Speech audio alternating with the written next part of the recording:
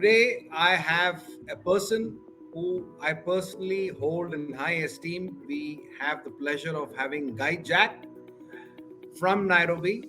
He's the managing director of an organization that we have been closely associated as Kaizen Institute. And Guy always says with a lot of pride that I'm a certified Kaizen champion. Guy, welcome and thank you so much for your time, sir. No, absolute pleasure. Lovely to be with you again. So, my friends, listeners, if I were to tell you all the things that Guy Jack stands for and he has achieved in his life, you will be amazed and you'll be left inspired.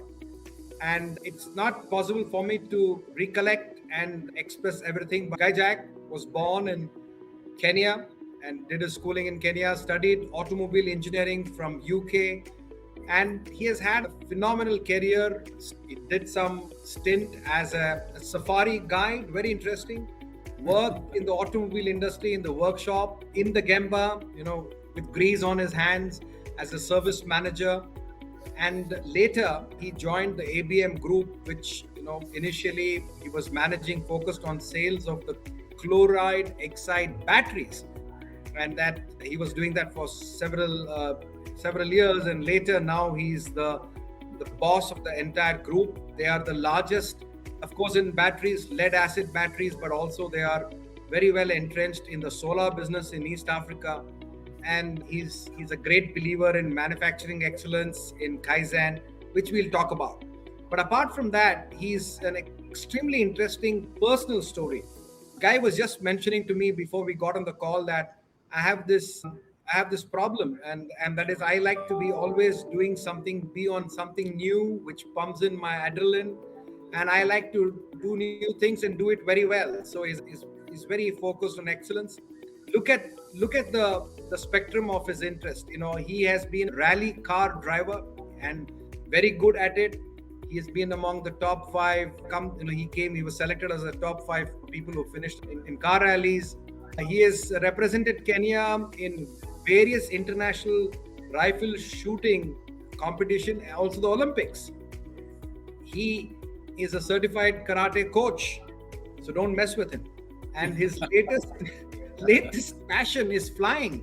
He owns a small aircraft and he loves to fly. I mean, my friends, in one life, not only you achieve the pinnacle of your business career, but you pick and perfect so many interests, so many hobbies, and doing all that while you're married to the same woman and have lovely 2 daughters. So welcome again, Jack. Thank you so much. You stand for passion, you stand for perseverance and excellence. So I'm going to ask you the first question. You are a person who has come up the ranks. As I mentioned, you have greased your hands. You had grease on your hands. So how important is it for leaders to be involved in the Gemba and to have exposure to Gemba in their early career? Thank you, Jen. I think getting your hands dirty for anybody, whether it's an organizational leader or a team leader, I think it's hugely important for 2 reasons. One is obviously it helps you to learn the business, it helps you to learn the people, the processes. But it's a very humbling thing. You learn respect, and for me, one of the biggest or the most important ingredients in leadership is respect. And if you can relate to people at adult to adult level on a platform of respect, it's just going to change the whole culture of the organization. It's going to change those people's relationships with you. So for me, getting your hands dirty and being involved with the guys on the ground is hugely important to anybody, and even more so to leaders. Absolutely. Guy, as they say that if the general is with his troops in the trenches, then the connect and the success is assured. You have played various roles. You have been in sales and marketing, and then you have gradually moved up to heading the organization. Whether you were in sales, marketing, or now you lead the entire organization, what are some of the some of the beliefs or practices that has been very close to you right from your early career till now? What are those few things that you strongly believe in? One, of course, you mentioned about respect for people. Anything else that you have always leaned on? It's a really good question there, Jay. I think culture is hugely important. I'm a firm believer that culture in any organization is as a direct result of the leader. One comes across culture experts and initiatives to drive culture change through the organization. I keep it very simple. The organization will adopt, and if it's right, embrace the culture of the leader. And if you lead in the manner that you wish people to follow, they'll embrace that culture. Your behaviors will be replicated, which become cultures. If you're very good at time management and you come in early and you work diligently, and again, all done on a platform of respect, that culture will flow through the organization. So I think for me, it's just, it's helping to embed that culture just in the way that you do and behave yourself, and it will flow through the organization. So I think that's probably one of the most important aspects that I've Absolutely. Masaki Imai would always say that transformation requires top management commitment. And he would often say, please write down the 3 ingredients. The first is top management commitment, second is top management commitment, and third is top management commitment. Top management commitment, absolutely. So, and commitment is not just attending meetings, but living the philosophies and beliefs that you have. I think that's very correct. Yeah, so, absolutely. So you have been very involved in the implementation of Kaizen, operational excellence in ABM. Tell me, how do you live the Kaizen principles in your own organization? I spent, perhaps taking a step back, I've been with the organization 33 years, Jayanth. The first sort of 17 years was with our sales and marketing organization. And then in 2010, I stepped into the manufacturing environment. It was very new to me. Kaizen was a whole new concept. And I think just being the nature of the person that I am, I immediately took an interest in it. It wasn't particularly strong at ABM at that time. It had been a little bit of a roller coaster ride, and I very quickly understood that I needed to understand and appreciate it at a very deep level. And if I needed to do that, the organization needed to do that as well. So as we sort of embarked on our Kaizen journey, there was always very deep engagement across the entire organization. And very quickly, I realized that you had to have that to make Kaizen successful in the organization. People really had to understand what the end game was, what the objective was. And once they had that understanding and appreciation of Kaizen, then collectively the whole organization would move forward very quickly. I think the other key thing was that you had to lead it. The moment you take your foot off the accelerator pedal as the leader, the initiatives, whether it's Kaizen or anything else, will automatically slow down. So it's not something that you can step in and out of. It's something that you have to make the commitment to and drive it forward. So when you say you drive it forward, do you sit in review meetings? Do you often land up going to the shop floor and looking at what's happening? Absolutely. We have a what we call now, it's migrated a little bit. We call it an OE committee, and we meet every Monday, and I'm on that team. And that's every week. Every one of the management team is expected to be on the factory floor at least once a day. Just to meet the people and see what's going on. We're all involved in the various GKWs and Kaizen initiatives as we move forward, the review committees. We celebrate with the teams when they've succeeded and there's something to celebrate. We put our hand up and admit that we haven't succeeded when it goes wrong. So you're always very much part of the entire process. So, you started. I think ABM has been on the journey of excellence, manufacturing excellence, Kaizen for almost a decade now.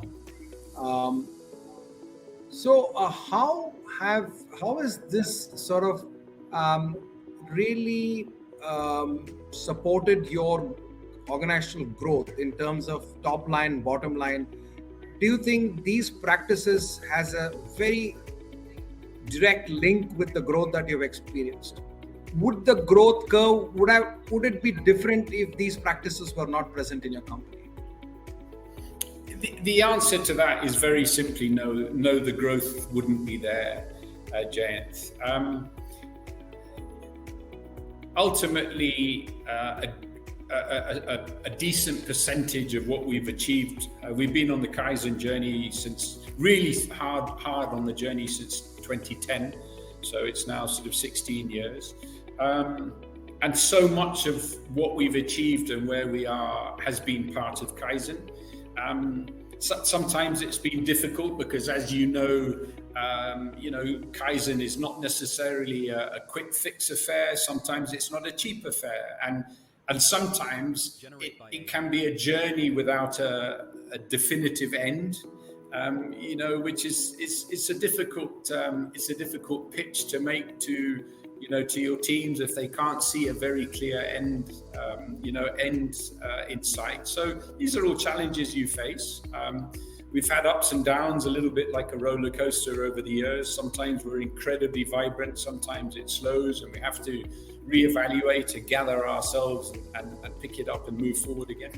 But unquestionably, our results, a key contributor to our success has been at top line and bottom line, coming through operational efficiencies, cost-saving measures, productivity improvements, maintenance improvements, all contributing towards better performance and subsequently bottom line. So unquestionably, a very positive impact as to where we are today.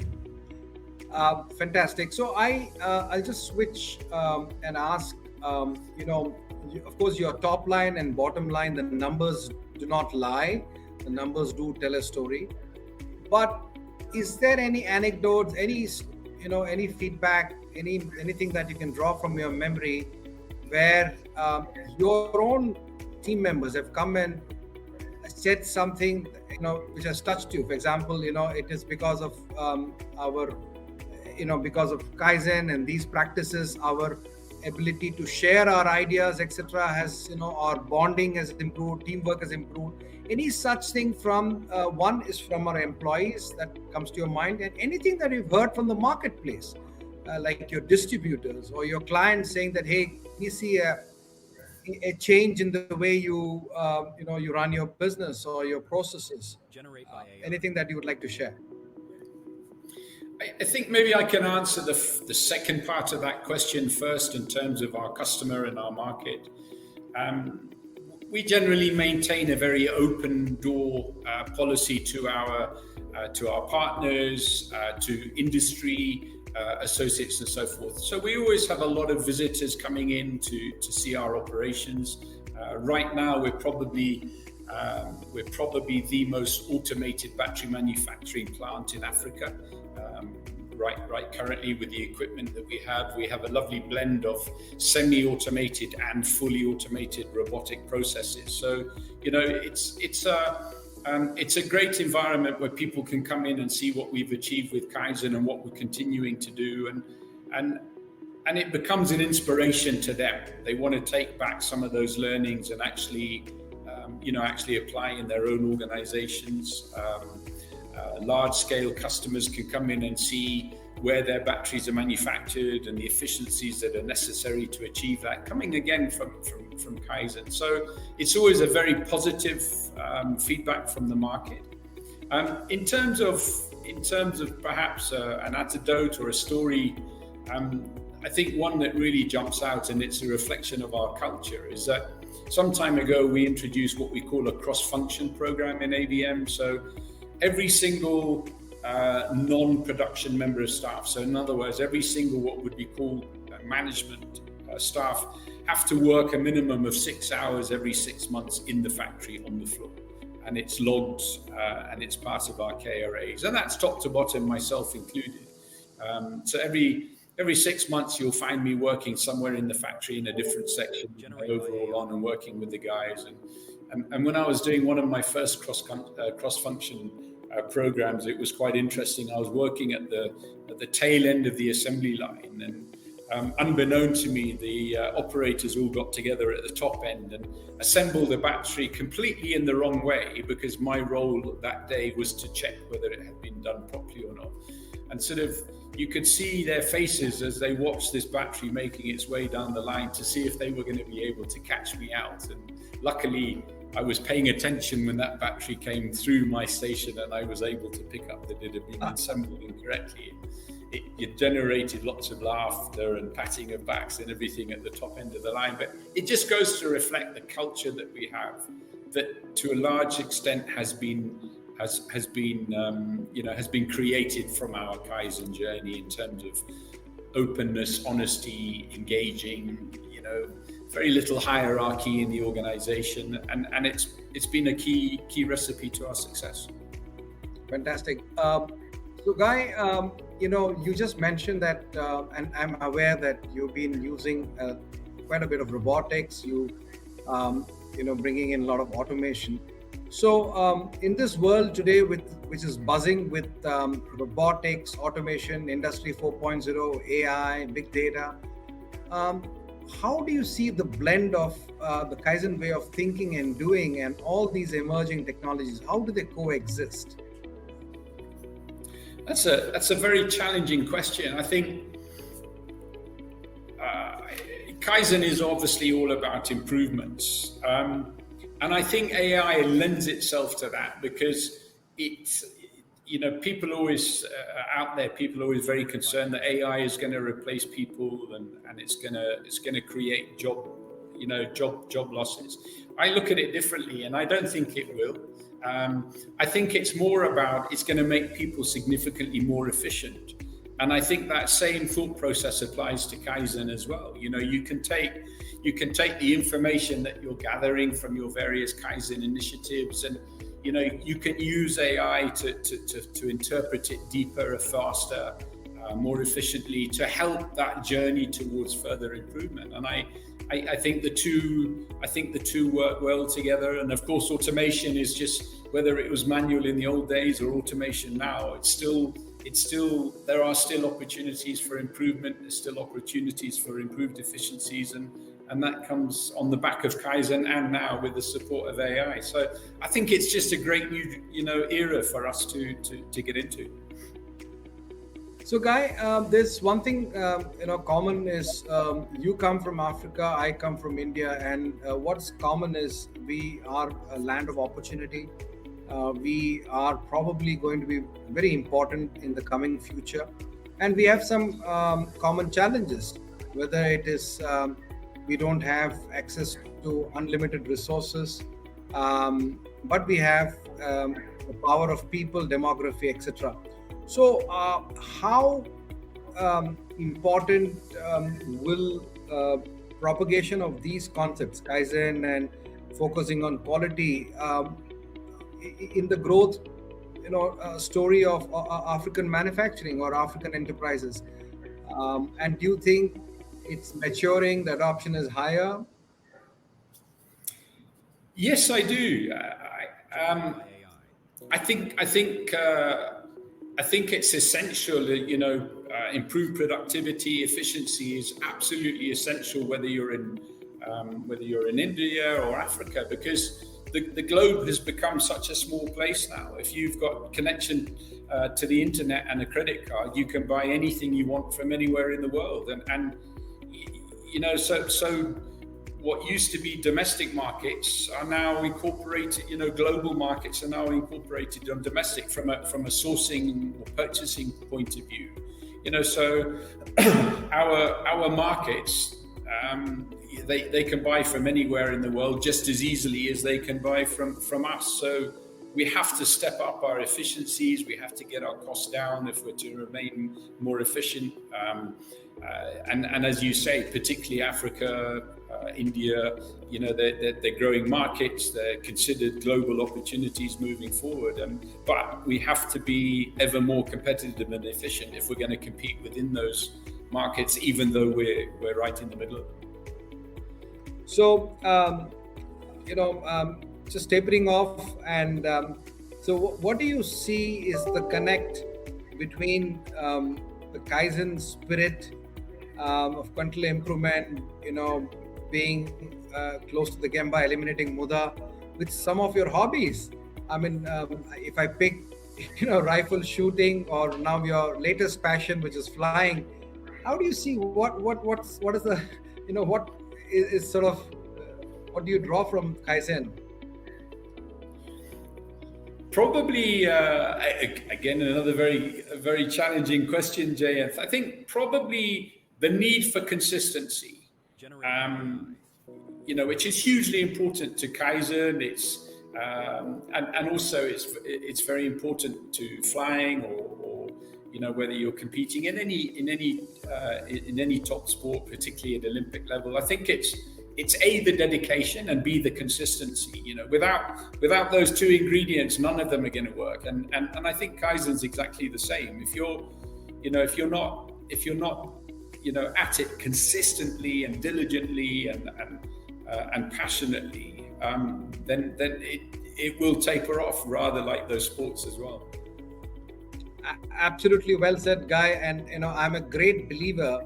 I always keep drawing on this example where you have two people in a household, come summer, rain, snow, and you have another member in the family who doesn't walk every day but goes for a jog every Sunday for 2 hours. And I keep asking people, who do you think has a better shot at fitness? And everybody says 20 minutes. So consistency, doing something every day is the secret of excellence. It's the secret of success, compared to just doing something, a burst of some inspiration once in a week, once in a way. I agree with you fully. Yeah. So daily management, which talks about go to Gemba, meet daily, measure daily, and improve daily, is the secret sauce of consistent performance. So, Guy, it's been an absolute pleasure to talk to you, to get into your mind and get a few nuggets. We are not going to end this conversation here. We will probably come back and request you for some more nuggets, so that people like you, today through the social media, your views, your experiences can be heard by a larger audience. And you never know, you inspire, you'll end up inspiring so many people. Absolute pleasure. Thank you. Thank you so much, Guy, for your time.